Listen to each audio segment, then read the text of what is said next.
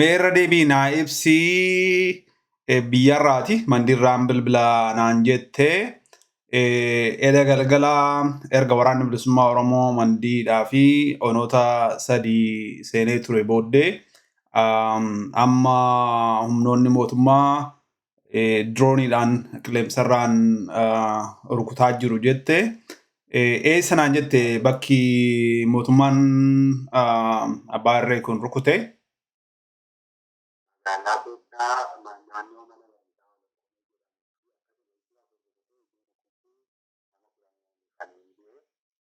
Nama kunani wal ajjeese?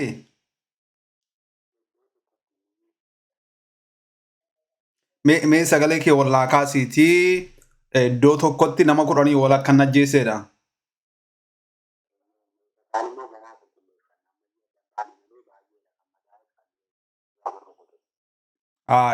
Iddoo afuritti bakka tokkotti olonkomii bakka jedhamutti magaalaa Mandii nama kudhanii wal akkan ajjeesedhaa fi iddoo afur walumaa gala iddoo afur akkan rukutee namni hagamii midhaan hagam maallee addan bahin akka jirudha.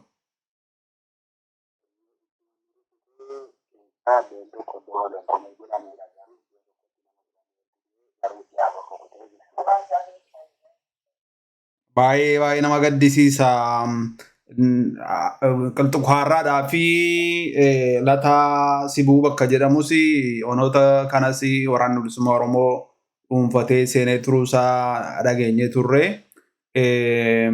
Wanni kun beektaa har'isuma ammaa kana sa'aatii tokko fuuldura waan kana irratti nullee uummataan of eeggadhaa jechaa turre. Mootummaan abbaa irree kun humna lafoodhaan gatii injifatamee fi qilleensarraan uummata rukutaa jiraachuu isaatii kan nutis tilmaamne waan baay'ee nama gaddisiisudha. Of eeggannoo akka uummanni godhu ammallee wanni ta'a walitti himaa uummanni argitee sirbuun gaafa Finfinnee keessaa buqqisneedha. Qabsoon kun waan raawwate miti uummanni akka inni argitee wanni jedhu of eeggannoodhaan akka socho'u walitti himaa.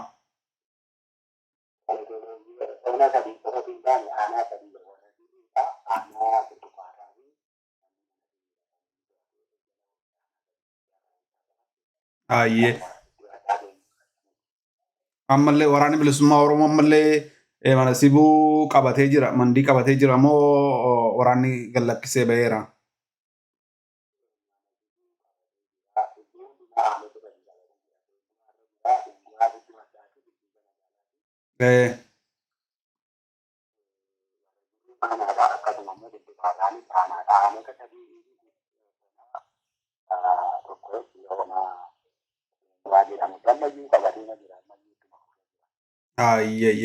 Egaan waraanallee of eeggannaa godhaa jedhanii argitee mootummaan kun humna lafootiin dadhabeera.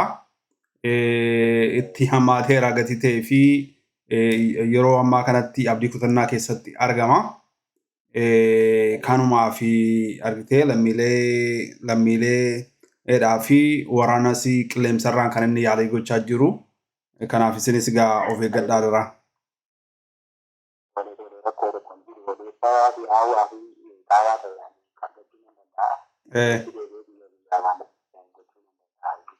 Ta'u galatoom.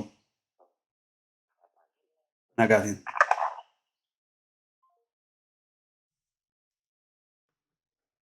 Egaa hordoftoota keenyaa akkuma amma dhageessan kana sa'aatii darbee sa'aatii tokko fuuldura uummanni akka of eeggatu dubbannee turre. Amma biyyarraati lammiileen keenya nuuf bilbilanii mootummaan abbaa irree Abiy Ahmed halkan edaa uummata irratti drooniidhaan dhukaasa banuudhaan nama 10 bakka tokkotti akka inni ajjeesee fi bakkoota birootti bakka 4 akka inni rukute namoonni hedduun akka ajjeefamuu malallee dhaggeeffataan keenya tilmaamuudhaan nuuf himee jira. Egaan yakka mootummaan kun lammiilee Oromoo irratti raawwachaa jiru hammaateetti fufee jiru jechuudha kan odeeffanne. Ammallee uummanni keenya bakka biraa jirtan hundumtuu akka of eeggattan asumaan isin yaadachiifna. Egaan yeroo ammaa kanatti waraanni bilisummaa Oromoo lafoodhaan injifannoo argataa jiraachuu isaatu dhaga'amaa jira. Mootummaan kunis yeroo abdii kutannaa keessatti argama. Lolli kaabaas akka eegan ta'uufii dideera. Kanaaf mootummaan kun karaa diroonii, karaa xiyyaaraa uummataa fi waraana irratti illee haga danda'e darbuudhaan nama utuu adda hin baasin ajjeetaa jiraachuu isaati kan dhaga'amatti jiru. Egaan uummanni keenya bakka kamiyyuu jirtan sochii waraanaa naannoo keessanitti godhamu irratti of eeggannoodhaan akka sochootan yeroon sirbuu yeroon isaa hin geenye. Yeroon sirbuu yagguu itti Oromiyaan bilisa baatee jettutti yeroo itti humni diinaa uummata keenya irratti roorrisaa jiru kun aangoo irraa buqqa'utti ta'uu qaba. Akkasitti uummanni keenya eeggannoodhaan socho'uu qabdan. Kanuma dhaammachuudhaan sagantaa kana goolabna.